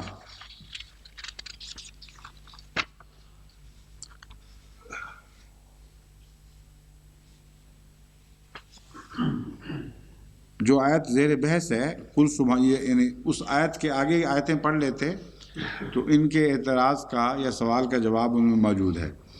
جو آیت میں نے پڑھی تھی وہ یہ تھی قل سبحان ربی حل کنت الا بشر رسولا، کہ اے محمد صلی اللہ علیہ وسلم یہ اعلان کر دے کہ میں تو ایک بشر رسول ہوں بس، اور اللہ پاک ہے ان باتوں سے جو یہ باتیں کرتے ہیں، کہتے ہیں کہ اوپر چڑھو پھر نیچے اترو، یہ سب لغو قصے ہیں۔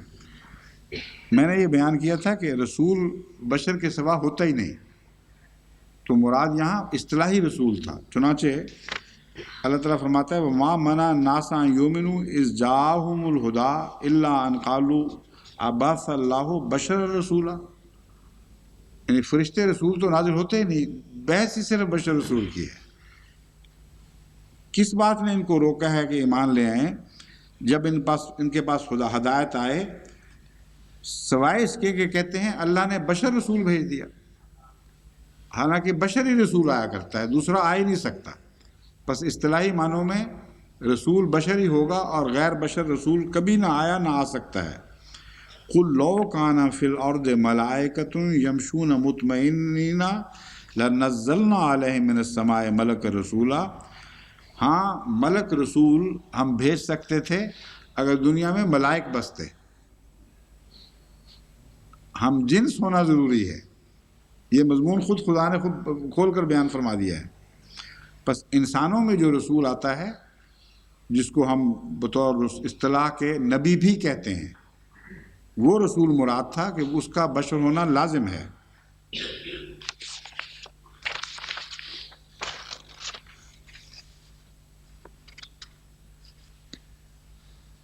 ایک سوال اور بھی آیا ہوا ہے، وہ ارشد احمدی صاحب نے انگلستان سے کیا ہے۔ وہ یہ کہتے ہیں کہ جنگ احد سے پہلے حضرت اقدس محمد رسول اللہ صلی اللہ علیہ وآلہ وسلم نے رویا میں شہادتیں بھی دیکھیں، اور وہ تکلیفیں جو بعد میں آئیں ان کے نظارے بھی آپ کو دکھائے گئے، اور آپ کا یہ قطعی فیصلہ تھا کہ میں مدینے سے باہر نکل کر لڑائی نہیں کروں گا، بلکہ یہی انتظار کیا جائے گا تاکہ دشمن یہاں پہنچے تو پھر ہم یہاں مقابلہ کریں۔ لیکن نوجوانوں نے جو بہت جوش میں تھے، انہوں نے حضرت صلی اللہ علیہ وآلہ وسلم پر کو اصرار کے ساتھ پیچھے پڑ کر اپنا فیصلہ بدلنے پر مجبور کر دیا۔ مجبور ان معنوں میں کہ رسول اللہ علیہ وسلم مان گئے کہ اچھا اگر تم یہ کہتے ہو تو میں مان لیتا ہوں، لیکن میری ذاتی رائے یہی ہے کہ یہی ہونا چاہیے، یہی مقابلہ ہونا چاہیے۔ کہتے ہیں اس کے بعد جو واقعہ گزرا ہے،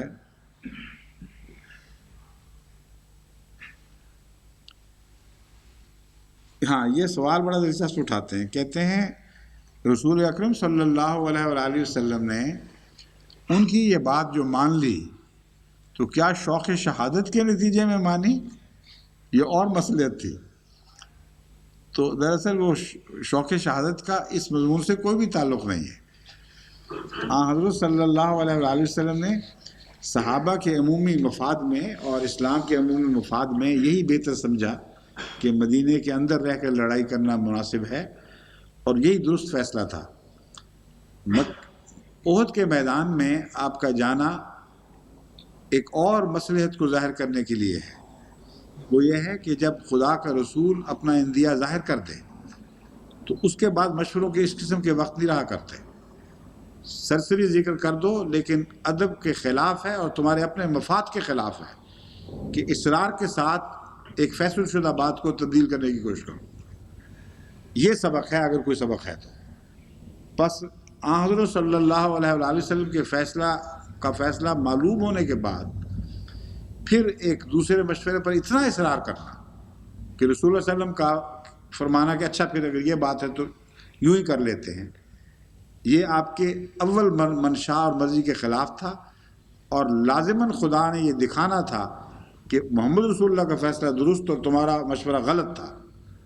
بس یہ اس غلط مشورے کے نتیجے میں جو دکھ بھی پہنچے ہیں، اور یہ تقدیر کا ایک کرشمہ ہے کہ خدا تعالیٰ نے اس طرح بڑی قربانی کی طور پر قربانی لے کر مسلمانوں کو ثابت کر دیا کہ محمد رسول اللہ کی رائے ہمیشہ بہتر ہوتی ہے، اور اس رائے کے مقابل پر اپنی رائے پر اصرار کرنا تم اپنی جان پر ظلم کرنے والے ہو گئے، رائے کا اصرار کرو گے تو اپنی جان پر ظلم کرنے والے ہو گئے۔ اب جتنا وقت ہے اس میں اس آیت کی بحث چھیڑتا ہوں جو بعد میں آنے والی تھی. وَكَأَيِّن، کہاں ہے وہ آیت کریمہ؟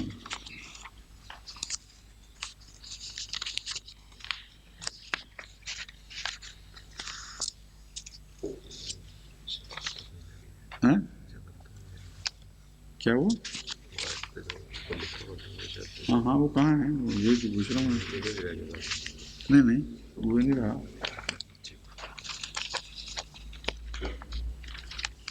یہ بھی دے ہو چکے ہیں، یہ سارا ہو چکا ہے.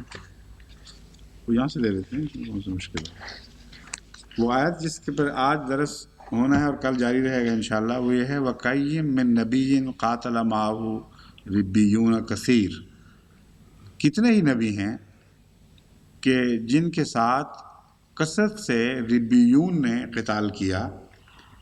فما وہنوا لما اصابہم فی سبیل اللہ، اور وہ انہوں نے وہن نہیں دکھایا اس کے نتیجے میں جو خدا کی راہ میں ان کو تکلیف پہنچی، اور نہ ضعف دکھایا اور نہ استقامت اختیار کی. واللہ یحب الصابرین، اور اللہ تعالیٰ صبر کرنے والوں سے محبت کرتا ہے. یہاں 3 لفظ ہیں جن پر، بلکہ 4 جن پر بحث مختصر لغت کی روح سے بحث ضروری ہے. اول کa'ین من نبیٍ، کا ایک لفظ ہے اور عین دوسرا لفظ ہے. ان دونوں کے جوڑ سے یہ محاورہ کa'ین بنتا ہے، جس کا اردو میں سیدھا سادہ ترجمہ ہے کتنے ہی.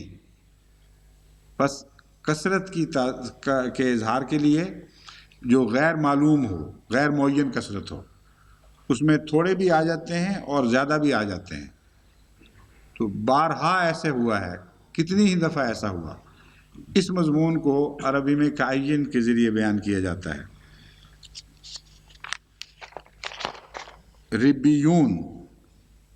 ربیون کس کو کہتے ہیں؟ قرآن کریم سے پتہ چلتا ہے کہ 2 لفظ ہیں جو یہود علماء یا امت موسوی میں مستعمل تھے. ایک ربانی ہے، ایک ربی ہے. اہل لغت نے ربانی اور ربی کی بحث اٹھا کر ان کے درمیان فرق بتایا ہے. اہل لغت کہتے ہیں کہ ربانی سے مراد رب کا علم رکھنے والا ہے. بس یہاں موسوی امت کے علماء مراد ہیں جو اللہ تعالیٰ کے متعلق علم رکھتے تھے، یعنی ان معنوں میں علم رکھتے تھے کہ خدا کا جو ذکر ملتا ہے اس پر علمی بحثیں کرتے تھے، خدا کا تعارف کرواتے تھے، اس کی صفات بیان کرتے تھے. بس ان معنوں میں وہ ماہرین علماء جو خدا تعالیٰ کی صفات سے، ربوبیت کی صفات سے زیادہ آشنائی رکھتے تھے، ان کو ربانی کہا جاتا تھا. اور الربی صرف اللہ کی طرف منسوب ہونے والے کو کہا جاتا ہے، جس میں اللہ کی ذات کے علم کا مضمون داخل نہیں ہے. تو ہم عام جس کو کہتے ہیں اللہ والا، بزرگ، خدا رسیدہ انسان. تو یہاں ربی لفظ سے مراد نیک برگزیدہ جو خدا تعالیٰ کا ہو چکا ہو، دنیا سے کٹ کر اللہ کا ہو جانے والا. بس اس آیت کریمہ میں کa'ین من نبی قاتل معہ ربیون کثیر میں علماء کی شمولیت جنگ کا ذکر نہیں ہے، بلکہ انبیاء کی مراد یہ ہے کتنے ہی انبیاء ایسے گزرے ہیں جن کے ساتھ بڑے بڑے خدا والوں نے مل کر شرکت کی تھی، جو محض اللہ کی خاطر اس جہاد میں شامل ہونے والے تھے. آگے ہے فما وہنوا. وہن کا کیا مطلب ہے؟ علماء نے مستند لغات کے حوالے سے میں بتاتا ہوں جو بحثیں اٹھائی ہیں.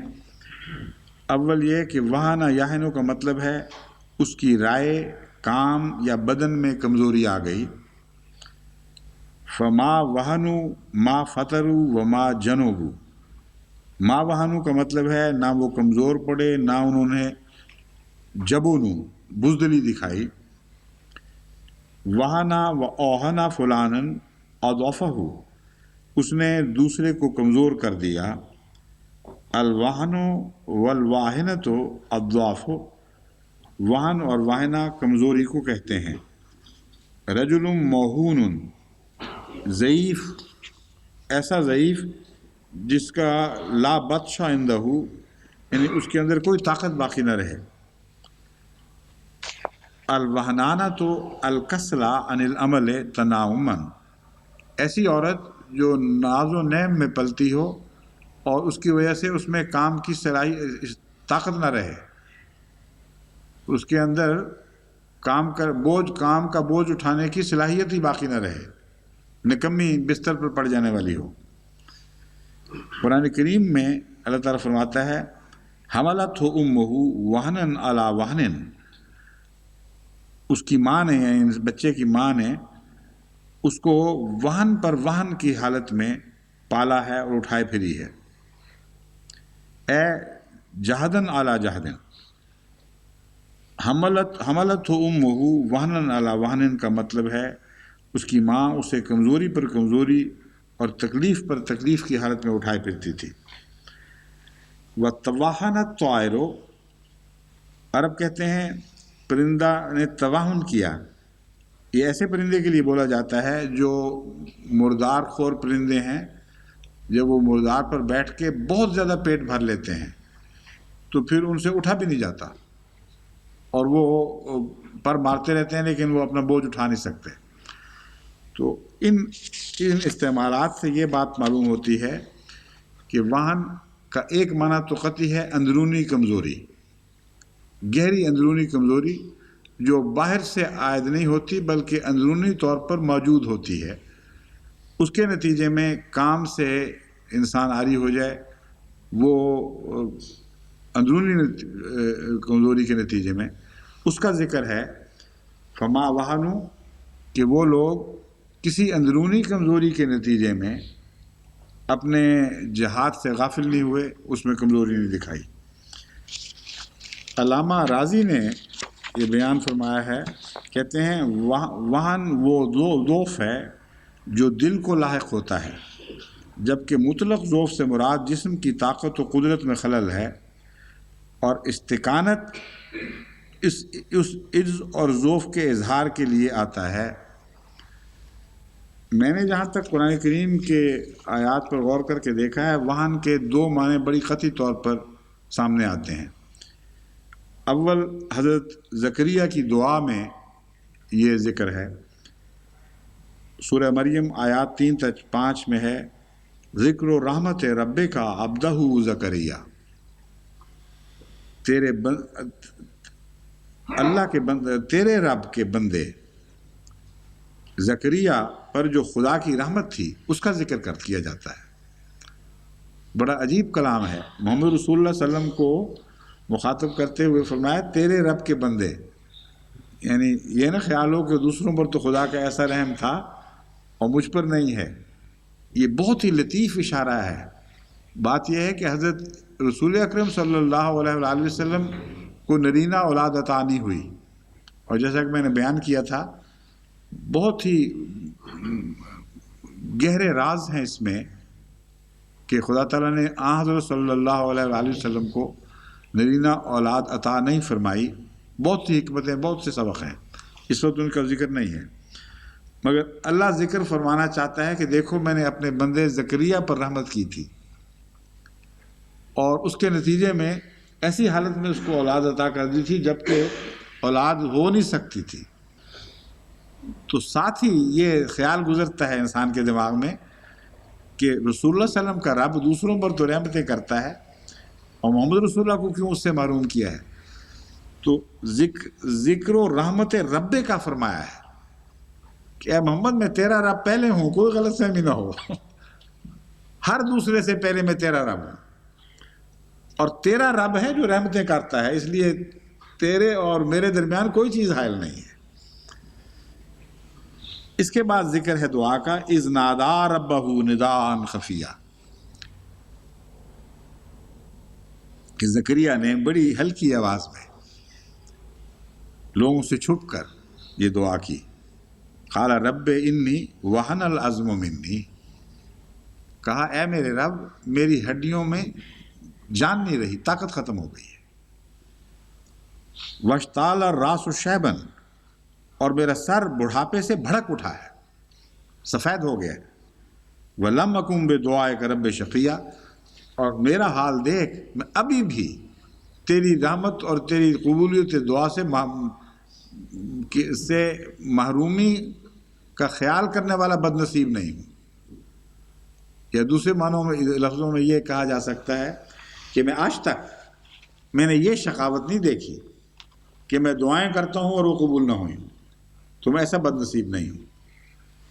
یہاں وہنا نے اس بات ثابت کی کہ گہری اندرونی خلقی کمزوری کے لیے لفظ وہن استعمال ہوتا ہے. جب ہڈی میں جان ختم ہو جائے تو سارے جسم میں سے جان نکل جاتی ہے. ہڈیاں گل جائیں جب تو انسان کے اوپر مسلز کا جو لوتانا بانا ہے وہ کچھ بھی کام نہیں کر سکتا.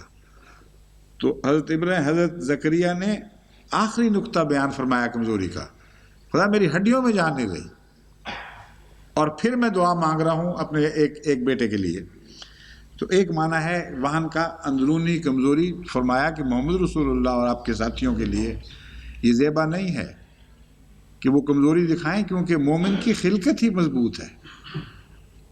اور آج تک جتنے بھی انبیاء کے ساتھ خدا والوں نے جہاد میں شرکت کی ہے ان کے اوپر نظر ڈال کر دیکھو، ان سب کی ہڈیاں مضبوط تھیں. ہڈیاں مضبوط ان معنوں میں کہ ایمان مضبوط تھے، اور محمد رسول اللہ کے ساتھیوں کا ایمان تو سب سے زیادہ مضبوط ہونا چاہیے. اس لیے کوئی گہری کمزوری تمہاری جہاد کی راہ میں حائل ہو ہی نہیں سکتی، تم اس مٹی کے بنائے ہی نہیں گئے، یہ مراد ہے. آگے دوسرا معنی اس کے بالکل برعکس ہے. قرآن کریم فرماتا ہے مثل الذین اتخذوا من دون اللہ اولیاء کمثل العنکبوت اتخذت بیتا وان اوہن البیوت لبیت العنکبوت لو کانوا یعلمون. سورہ العنکبوت آیت 42. کہ ان لوگوں کی مثال جنہوں نے خدا کے سوا دوسرے معبود بنا رکھے ہیں مکڑی کی طرح کی ہے. اتخذت بیتا، اس نے گھر بنایا ہے. وَإِنَّ أَوْهَنَ الْبُيُوتِ لَبَيْتُ الْعَنْكَبُوتِ، اور سب گھروں میں سب سے کمزور گھر مکڑی کا گھر ہے. لو کانوا یعلمون، اے کاش وہ جانتے. اب یہاں اے کاش وہ جانتے کے دو معنی ہیں. ایک معنی تو یہ ہے کہ وہ یہ جانتے کہ جن کو وہ معبود بنا بیٹھے ان میں کچھ بھی نہیں ہے، ان کی پناہ میں آئیں گے تو ایسے گھر میں کی پناہ میں آئیں گے جس گھر کے میں بقائی کوئی نہیں، جس کے اندر کوئی طاقت نہیں ہے. دوسرا یہ ہے کہ جو ہم کہہ رہے ہیں بیت العنکبوت والی بات، یہ تمہیں پورا علم نہیں کہ ہم کیا کہہ رہے ہیں. کاش تم علم حاصل کرو، تمہیں پتہ لگو کہ ہم کیا کہنا چاہتے ہیں. عام طور پر سرسری طور پر تو عنکبوت کا گھر کمزور سمجھا ہی جاتا ہے، سب جانتے ہیں کمزور ہے، مگر کیوں کمزور ہے؟ باوجود اس کے کہ یہ مضبوط ترین دھاگے سے بنایا گیا پھر بھی کمزور ترین ہے. تو یہ بتانا مقصود ہے کہ بعض اوقات ایک قوم میں بنیادی طور پر اس کے تانے بانے میں کوئی نہ، اس کی بناوٹ میں کوئی نقص نہیں ہوتا، لیکن جب وہ پلاننگ کرتی ہے تو پلاننگ میں کمزوری آ جاتی ہے. جس قسم کے منصوبے بناتی ہے ان منصوبوں میں کمزوری آ جاتی ہے. چنانچہ بیت العنکبوت کے متعلق میں نے جہاں تک پڑھا ہوا تھا اس سلسلے میں بعض اپنے دوستوں سے کہہ کے حوالے بھی لیے ہیں.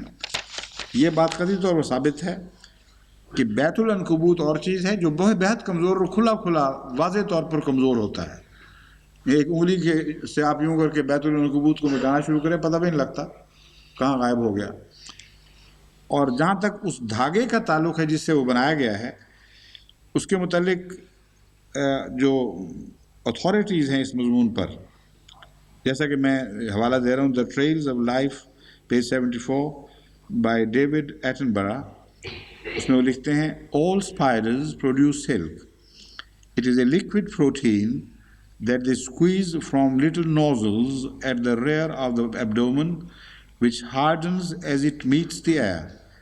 any one spider can produce different kinds of silk from different spinnerets. Some kinds are stronger than steel wire of the same diameter and are the strongest of all known natural fibers. کہتے ہیں، یہ بتا رہے ہیں کہ مکڑی کس طرح اپنا دھاگا بناتی ہے. کہتے ہیں اس کے پیٹ کے ریڑھ میں پیچھے کی طرف وہ نوزلز لگی ہوئی ہیں جن کے اندر سے یہ مسالہ نکلتا ہے اور وہ سکویز کر کے اس مسالے کو باہر نکالتی ہے، اور جب یہ مسالہ ہوا میں آتا ہے دھاگے کی شکل میں تو ہوا کے اثر سے وہ جم کر سخت ہو جاتا ہے. اور باقی جو کتابوں میں ذکر ہے اس کا تفصیلی، اس سے پتہ چلتا ہے کہ ہائی ٹینسائل نائلون سے بڑھ کر بھی یہ زیادہ اسٹرانگ ہے، اپنے ہم وزن اور اسٹیل سے بھی بہت زیادہ طاقتور ہوتا ہے، اور اتنا مضبوط ہے کہ آج تک جتنا بھی قدرت طبی فائبر جو انسان کو معلوم ہو سکا ہے ان سب سے زیادہ مضبوط یہ فائبر ہے. تو میں یہ بتانا چاہتا ہوں، اس میں حوالے جو ہیں کسی نے دلچسپی لینی ہو، encyclopedia of insects by Christopher O'Toole 1986، اور دوسرا ہے حوالہ a guide to spiders of Britain, a guide to spiders of Britain and northern Europe by Dick Jones 1983، اور پھر حوالہ ہے spiders, author Ralph Whitlock, publisher Priory Press, Sussex U K. بہرحال اس مضمون پہ اور بھی کتابیں ہوں گی. ان میں بڑا دلچسپ مضمون بیان ہوا ہے کہ مکڑی کا جالا اپنے فائبر کے لحاظ سے، اپنے مادے کے لحاظ سے طاقتور ترین مادہ ہے، اور جب جالا بنتا ہے تو ایک کمزور جالا بنتا ہے، اور اس کی حالت یہ ہے کہ وہ شکار جو اس میں داخل ہوتا ہے اس پر ہی وہ گھر گر جاتا ہے. اور یہی وجہ ہے کہ اس میں وہ بات رکھی گئی ہے کہ طاقتور ہونے کے باوجود اس کی بناوٹ اور خلقت، بناوٹ اور منصوبہ بندی میں کمزوری دکھائی گئی ہے. غلطی کی وجہ سے نہیں، ایک مقصد کی خاطر، اور وہ مقصد یہی ہے کہ جب کوئی شکار داخل ہو تو یہ گھر اس پر جا پڑے اور اس کو اپنے اندر ٹریپ کر لے. تو مومن جو ہے اس کے متعلق فرمایا گیا کہ ان میں وہن کی کوئی بات بھی نہیں ہے. جب وہ بنیادی طور پر ان کا ایمان اتنا مضبوط اور قوی ہے کہ اس سے زیادہ قوی اندرونی طاقت کسی دنیا کی قوم کو نصیب نہیں ہو سکتی. اور جب وہ منصوبہ بناتے ہیں تو مکڑی کے جالوں کی طرح منصوبہ نہیں بناتے کہ جن کو ٹریپ کرنا ہے ان کے ساتھ گھر بھی منہدم ہو جائیں. لوگ ٹریپ ہوں تو تب بھی ان کے گھر قائم رہتے ہیں. وہ منصوبے اپنی ذات میں شان رکھتے ہیں اور آزاد ہیں اس بات سے کہ کوئی ان کے اندر آتا ہے یا نہیں آتا، کوئی ان منصوبوں سے میں پکڑا جاتا ہے کہ نہیں پکڑا جاتا. تو مومن کی یہ شان بیان ہو رہی ہے کہ محمد رسول اللہ سے پہلے جتنے انبیاء آئے تھے ان کے ساتھ ربی لوگ جو خدا والے تھے ان کی یہ صفت تھی کہ ان کے اندر نہ جسم کی اندرونی کمزوری، نہ مادے کی کمزوری، نہ مادے سے ڈھال کر جو چیز بنائی جاتی ہے اس میں کسی قسم کا نقص تھا. وقت ہو گیا؟ اچھا مجھے بتا دیں پھر. دوسرا لفظ ہے ضعف. ضعف یضعف ضعفاً و ضعفاً، یہ مصدر دونوں طرح سے آتا ہے. وضعف یضعف ضعافةً و ضعافیةً ضد و قوی. ضعف کے متعلق تو سیدھی سادی بات اتنی سمجھنی چاہیے کہ تمام لغات کے نزدیک یہ قوی کا برعکس ہے، طاقتور کے مقابل پر کمزور. اور یہ کمزور بعض دفعہ عقل کی یہ کمزوری بعض دفعہ عقل سے تعلق رکھتی ہے، جیسا کہ حضرت امام راغب ہیں غالب نہ یہ میں بتاتا ہوں.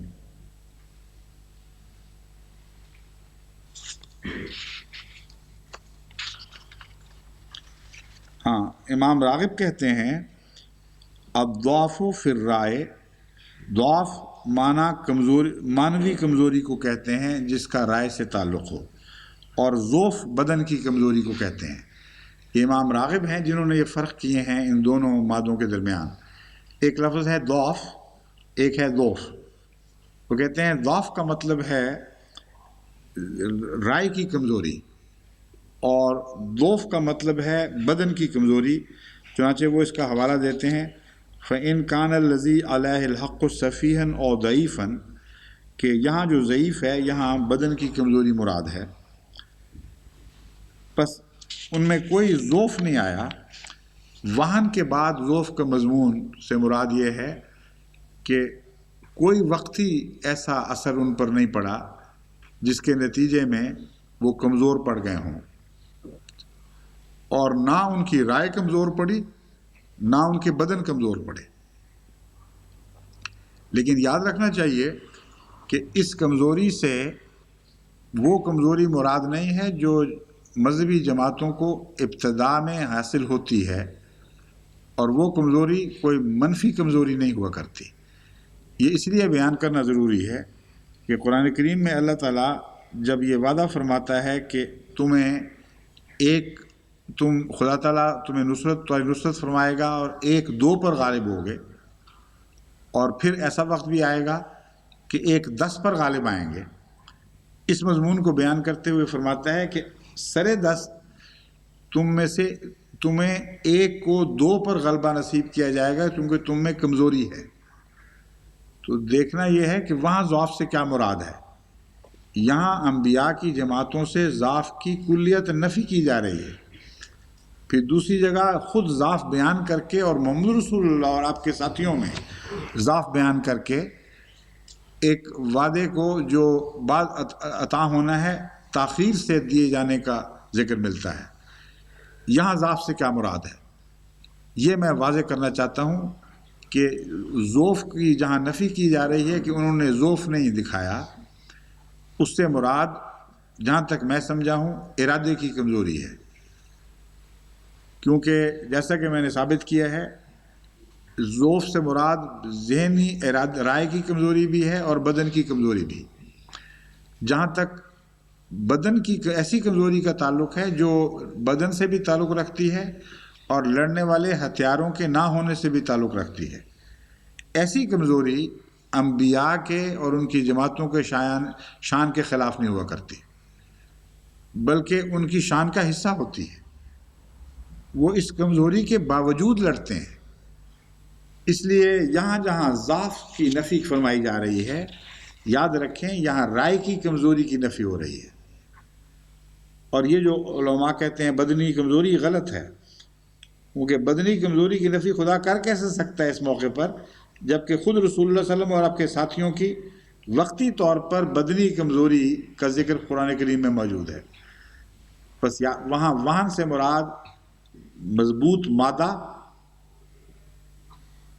کی طرف اشارہ کرتا ہے کہ ان کا وہن نہیں تھا مادے میں، ان کا ایمان بڑا مضبوط تھا۔ جس مٹی سے وہ بنائے گئے تھے وہ مٹی بڑی طاقتور تھی، ان کی پلاننگ میں کوئی کمزوری نہیں تھی۔